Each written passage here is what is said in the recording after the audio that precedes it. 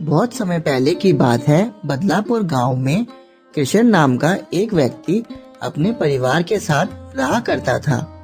कृष्ण गांव में ही गोलगप्पे का अपना ठेला लगाया करता था। उसकी गोलगप्पे की दुकान बहुत ही अच्छी चल रही थी। लोग दूर दूर से उसके गोलगप्पे खाने आया करते थे।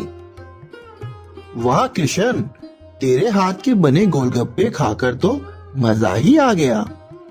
भैया, मुझे भी तीखे वाला गोलगप्पा बनाकर देना। भैया, मुझे मीठे वाला। भाई, मेरे लिए 10 गोलगप्पे पैक कर दे। कृष्ण की दुकान पर शाम होते ही लोगों की भीड़ लग जाती थी। कृष्ण भी अपनी दुकान पर आए सभी लोगों को बहुत ही प्यार से गोलगप्पे खिलाया करता था। वह अपनी दुकान पर आए सभी ग्राहकों को भगवान का रूप मानता था। कृष्ण की दुकान पर इतनी भीड़ देखकर कृष्ण के ठेले के आसपास लोगों ने अब अपनी रेहड़ियां लगानी शुरू कर दी थी। अब कृष्ण की दुकान के आसपास पिज्जा, मोमोज और फास्ट फूड की दुकान भी लग गई थी। कृष्ण के गोलगप्पे खाने वाले लोग अब फास्ट फूड की दुकानों पर भी जाने लगे थे, जिसके कारण कृष्ण की बिक्री बहुत कम हो गई थी। गांव के लोगों को अब गोलगप्पे की जगह चाइनीज फूड ज्यादा पसंद आने लगा था। यह सब देखकर कृष्ण बहुत ही उदास रहने लगता है। फिर एक दिन कृष्ण अपनी दुकान पर उदास खड़ा होता है कि तभी एक आदमी कृष्ण की दुकान पर आता है और गोलगप्पे मांगता है। क्या हुआ कृष्ण भाई, बड़े उदास लग रहे हो? क्या करूं भाई, गोलगप्पे की बिक्री बहुत ही कम हो गई है। मुझे समझ ही नहीं आ रहा कि अब मैं क्या करूं जिससे मेरी बिक्री बढ़ जाए। हाँ कृष्ण भाई, तुम्हारे गोलगप्पे में अब वो बात नहीं रही जो पहले थी। बदलापुर के लोगों को अब चाइनीज खाना ज्यादा पसंद आने लगा है। तुम्हें भी अब अपने गोलगप्पे में बदलाव करने की जरूरत है। हाँ भाई, तुम ठीक कह रहे हो। कृष्ण भाई, कुछ सोचो, कहीं ज्यादा देरी ना हो जाए। उस व्यक्ति की बात सुनकर कृष्ण सोच में पड़ जाता है और सोचने लगता है कि ऐसा वह क्या करे जिसके कारण उसकी बिक्री बढ़ जाए।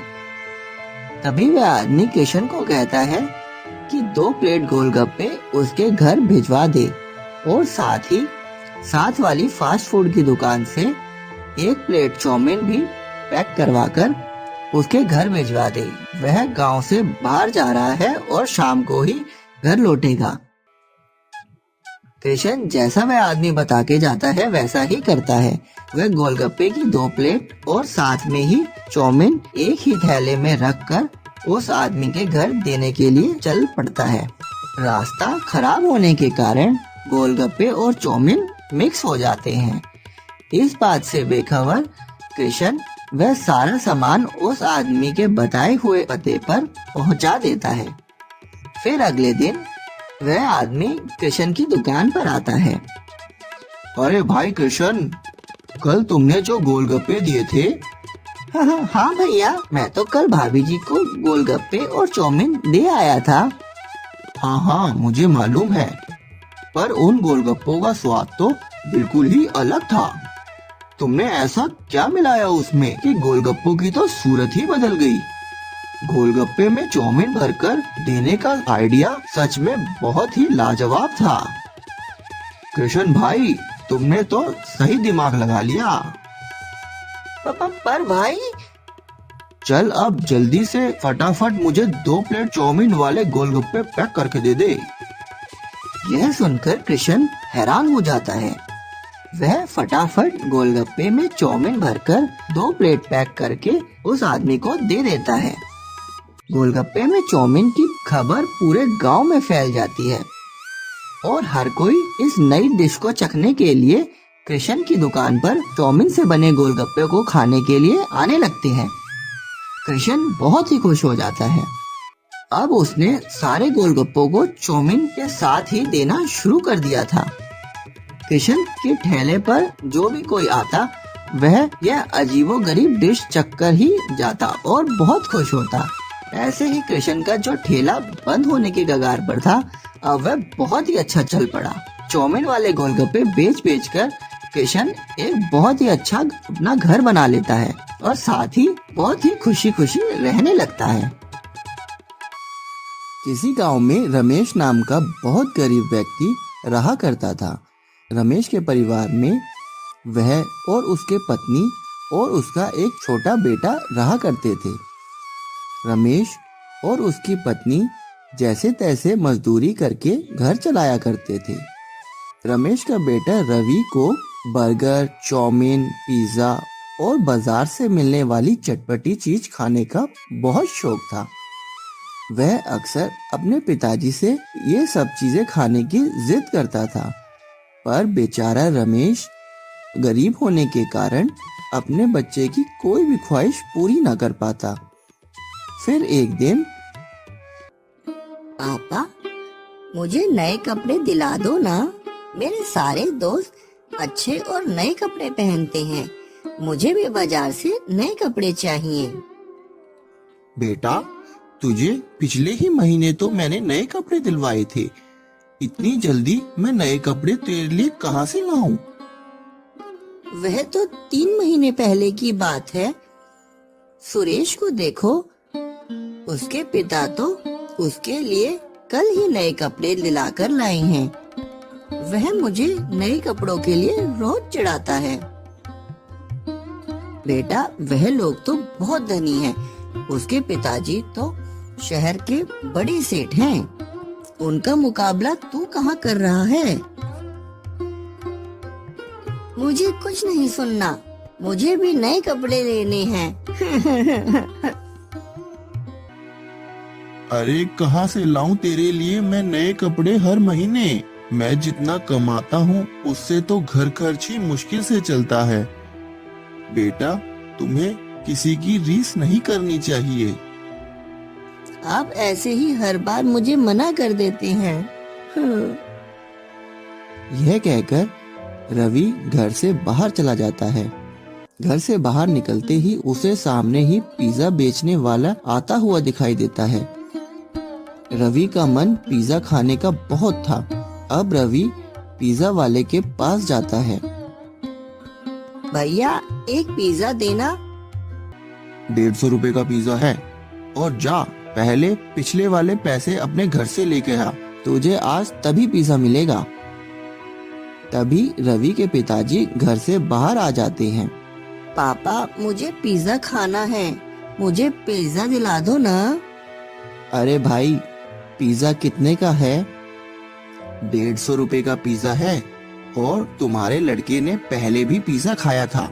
आज पहले तुम पिछले वाले पिज्जा के पैसे चुकाओ, तभी नया पिज्जा लेने की बात करना। हाँ पापा दिला दो ना पिज्जा, प्लीज मुझे खाना है, मेरा बहुत मन है। अरे बेटा मैं कहाँ से दिला दूं तुझे इतना महंगा पिज्जा? मेरे पास तो इतने पैसे हैं ही नहीं।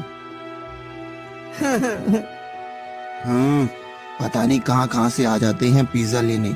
जब जेब में पैसे ही नहीं होते तो पिज्जा लेने क्यों आते हो? खामखा मेरा समय बर्बाद कर दिया। रमेश भाई तुम पहले मेरे पुराने पैसे दे दो, फिर पिज्जा खाने की बात करना। ऐसा कहकर पिज्जा वाला रमेश की बेइज्जती कर कर चला जाता है। रवि बिना कुछ बोले उदास मन से घर से बाहर चला जाता है और दूर एक पेड़ के नीचे जाकर रोने लगता है। मुझे पिज्जा खाना था। हे भगवान, तुमने क्यों मुझे इतना गरीब बनाया? क्या आप मेरी ख्वाहिशें पूरी नहीं कर सकते? रवि के आंसू धरती पर जैसे ही गिरते हैं तभी उसे एक आवाज आती है। बेटा तुम क्यों रो रहे हो? रवि हैरान हो जाता है। वह पीछे पेड़ की तरफ देखता है तो उसके होश उड़ जाते हैं। वह आवाज उसी पेड़ से आ रही होती है। घबराओ मत बेटा, आप कौन हैं? मैं पेड़ देवता हूँ। मुझे एक वरदान मिला था कि जब कोई सच्चा व्यक्ति तेरे पास परेशान होकर रोएगा, उसके आंसू जैसे ही इस धरती पे आके गिरेंगे, तभी तू जीवित हो उठेगा। तेरी शक्तियाँ तुझे वापस मिल जाएंगी। बोलो बेटा, तुम्हें क्या चाहिए? मैं तुम्हारे लिए क्या कर सकता हूँ? बाबा जी, मुझे तो कुछ नहीं चाहिए। मैं तो यहीं पास के गांव में ही रहता हूँ। मुझे तो बस पिज्जा खाना था, पर मेरे पिताजी के पास पैसे ना होने के कारण मुझे वह पिज्जा नहीं खरीद के दे सकते। इसलिए मैं यहाँ आकर रोने लगा। अच्छा, तो तुझे पिज्जा बहुत ही अच्छा लगता है। हाँ, बहुत अच्छा लगता है। तो जा, आज से रोज तेरे घर पर पिज्जा पहुंच जाएगा। यह सब सुनकर रवि बहुत खुश हो जाता है और खुशी खुशी अपने घर वापस आ जाता है। घर आकर वह अपने मम्मी पापा को जादुई पेड़ के बारे में सब कुछ बताता है, पर उन्हें रवि की किसी भी बात पर विश्वास ही नहीं होता। पर रवि को तो अगली सुबह का ही इंतजार था। फिर अगली सुबह बहुत से ड्रोन रवि के घर के बाहर उड़ रहे होते हैं और बहुत सारे पिज्जा के बॉक्स रवि के घर के बाहर गिरने लगते हैं। रवि और उसके माता पिता बाहर आकर देखते हैं तो उनके होश उड़ जाते हैं। यह सब देखकर रवि बहुत खुश होता है।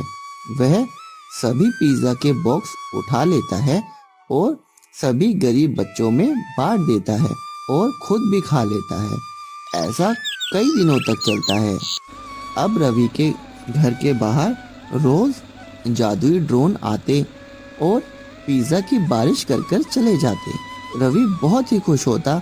फिर रवि के पिताजी कुछ पिज्जा तो गरीब बच्चों में बांट देते और बाकी पिज्जाओं को दूसरे गांव में जाकर बेच देते। ऐसे ही रवि के पिताजी का पिज्जा का काम बहुत अच्छा चलने लगा था। वहीं दूसरी तरफ पिज्जा वाले का काम बिल्कुल ही कम हो गया था। गांव में कोई भी बच्चा अब पिज्जा नहीं लेता था, क्योंकि उन्हें तो रवि के घर से फ्री में पिज्जा मिल जाता था। इसलिए पिज्जा वाले का काम बिल्कुल ही ना के बराबर हो गया था। उसे समझ ही नहीं आ रहा था कि अचानक से गांव के बच्चों को क्या हुआ है कि उन्होंने पिज्जा खाना ही बंद कर दिया। फिर एक दिन रवि अपने दोस्त से बात कर रहा होता है। रवि भाई, तुम्हारा पिज्जा खाकर तो मजा ही आ गया। तुम इतने सारे पिज्जा कहाँ से लाते हो?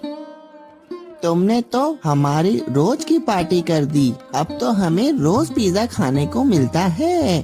तुम हमारे सच्चे मित्र हो। यह सब बातें दूर खड़े होकर पिज्जा वाला सुन रहा होता है। हाँ दोस्तों, मैंने तो कुछ भी नहीं किया। पता है तुम्हें, गांव के बाहर जो बड़ा पेड़ है वह जादुई है और बोलता भी है। वही मेरे घर रोज पिज्जा पहुंचाता है। क्या जादुई पेड़? कहीं वह भूत तो नहीं? नहीं, वह पेड़ तो बहुत ही अच्छा है। उस पेड़ ने मुझसे कहा, जो भी सच्चे मन से पेड़ के नीचे जाकर रोता है, वह उसकी सारी इच्छाओं को पूरी कर देता है। यह सब बातें पिज्जा वाला सुन रहा होता है। जादुई पेड़ की बात सुनकर उसके तो मानो होश ही उड़ जाते हैं और उसके मन में लालच आ जाता है। वह तुरंत उसी समय उसी पेड़ के नीचे जाता है और जोर जोर से रोने लगता है। मैं क्या करूं? तभी उस पेड़ की आवाज उसे सुनाई देती है। क्या हुआ तुम्हें? तुम क्यों रो रहे हो? वह पेड़ की तरफ देखता है और कहता है, पेड़ बाबा, मैं क्या करूं? मुझे भी बहुत से पिज्जा चाहिए। ताकि मैं भी पिज्जा की दुकान खोल सकूं। पेड़ उसके मन के लालच को समझ जाता है और उसे कहता है, जैसा तुम चाहते हो वैसा ही होगा। फिर वह लालची पिज्जा वाला बहुत खुश होता है और जल्दी से अपने घर आ जाता है। फिर अगली सुबह बहुत से जादुई ड्रोन उसके घर के ऊपर मंडराने लगते हैं और पिज्जा की बारिश होने लगती है। पर अब की बार पिज्जा बिना डब्बे के होने के कारण पिज्जा ऐसे ही जमीन पर गिरने लगते हैं। लालची पिज्जा वाला खुशी खुशी घर से बाहर निकलकर देखता है तो पिज्जा की मिर्च वाली चटनी उसके मुंह पर गिर जाती है और उसके आँख में चली जाती है। उसके सारे घर के बाहर चटनी और पिज्जा गिरे हुए होते हैं और उसके बहुत नुकसान होता है। उसकी आँख में चटनी जाने के कारण उसकी आँख भी फूट जाती है। आखिरकार लालच करने के कारण पिज्जा वाले को ना तो कोई पिज्जा की दुकान खोलने को मिली और अपनी आँख से भी हाथ धोना पड़ा। हेलो गाइस, अगर वीडियो पसंद आई हो तो भाई इसको लाइक शेयर एंड सब्सक्राइब जरूर कर देना और तीनों चीज लगातार करते रहो और आपको मिलती रहेगी इस चैनल पे ऐसे ही मजेदार वीडियो। तो मिलते हैं नेक्स्ट वीडियो में, तब तक के लिए टेक केयर।